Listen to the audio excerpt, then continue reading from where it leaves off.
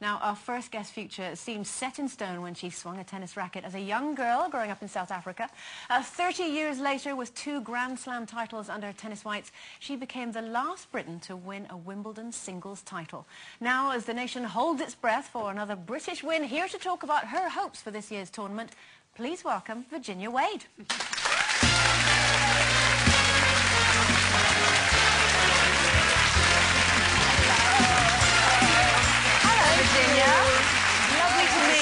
Lovely to see you. Now, how do you feel? I mean, do you get fed up with being introduced as that, the last ever Briton in 1977? A little bit, but, you know, listen, let's face it, I was pretty proud of winning the tournament, so I don't mind being recognised for it, but the sad thing is that nobody else has done it since. Are you ready to hand the title over now? Do you wish every year that someone would take it from you? I mean, what I really wish is that there were a bunch of British players in there who had a chance, and finally we have one, so that is fantastic news. I mean... But he's Andy Murray, isn't he, though? Andy Murray. Andy Murray. If Andy... I mean, look, I think he did so well last week at Queen's. I mean, it worries me a little bit that he almost did a little bit too well. I think he might... That's what I worry about. It's all about the build-up, isn't it? Yeah, and what that did was that made everybody sort of immediately assume that he was going to win. But the pressure on him is going to be immense, and that's part of the problem, isn't it? The pressure's ginormous. I mean, he handles the pressure pretty well, but still, you know, he's still got a lot to prove, and I mean, there's an awful lot riding on him. I mean, he's a tough guy, and he's a great talent. And they seem to be younger and younger as well with this enormous pressure. Because, I mean, you yourself were, what, 25 before you began to hit your form? Well, I was, I mean, that was a different era. So, I mean, I was... my father expected me to go to university, so I finished university before I played full-time, but I kept saying to him and my parents, you know, couldn't I play tennis instead, because at 19 sort of the age, 18, 19 sort of the age, so even then it was. So I was just sort of a little bit of a late starter, but, you know, I think what you have to think is that you have a dozen years maybe on the tour.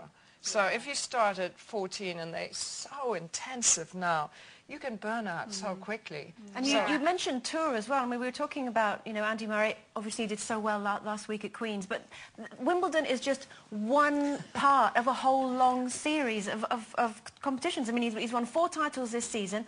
This is only a little 2-week bit of it. Do you think that, in a big way, we have a big part to play in as much as putting too much pressure on our British stars? No question about it. I mean, the only thing that worries me always when you have Tim Henman or Andy Murray, wonderful as it is that you've got a player in there, but it completely changes the tournament because it's a phenomenal tournament. And this year there's so much going on for Wimbledon. I mean, if Roger Federer could win another title, that would mean he's a... Well, we all love Roger, isn't he? He's absolutely... an ambassador, isn't he? He's incredible.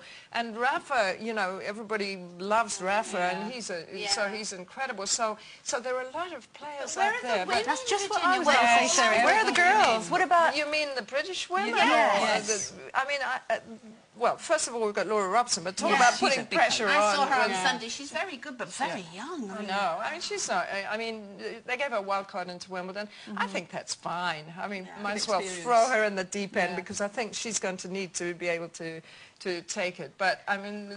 Virginia, what are tennis players like when it comes to making an exit? We were talking about making an exit earlier. And, you know, do you think about it? You know, in a big tournament, do you prepare yourself for going out early, or do you not think about it and you just...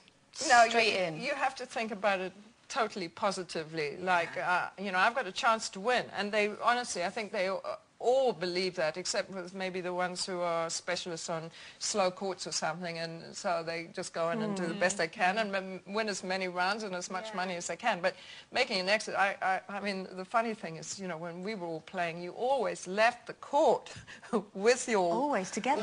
Together. And I'm sort of disappointed that that's changed. And it's not necessarily just because the loser goes off in a huff. I mean, it's all...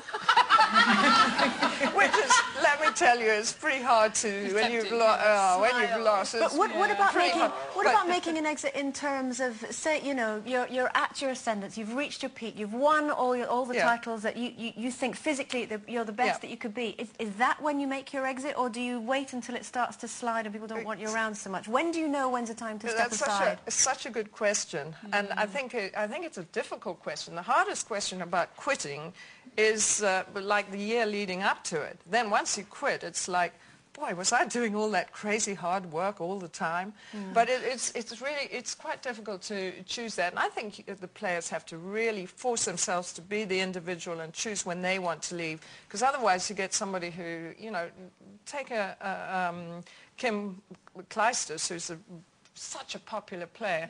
She decided that she was a bit burnt out, she wanted to get married, she wanted to have a kid, and now she's making a comeback. And, you know, if you leave too early, I don't think you've got it out of your system. So it's only the media perception and the public perception that they want you to leave at the top because they don't like seeing somebody who's been great not so good. But that's not, you have to think of the individual, and if they want to continue playing and they're satisfied of being number 10 in the world instead of number 1, I think it's still a pleasure to watch them. Absolutely, and we're glad that obviously you're still involved with the sport, with your commentating and all this. We're going to look forward to hearing you and seeing you on the BBC. It's Virginia Wade, everyone.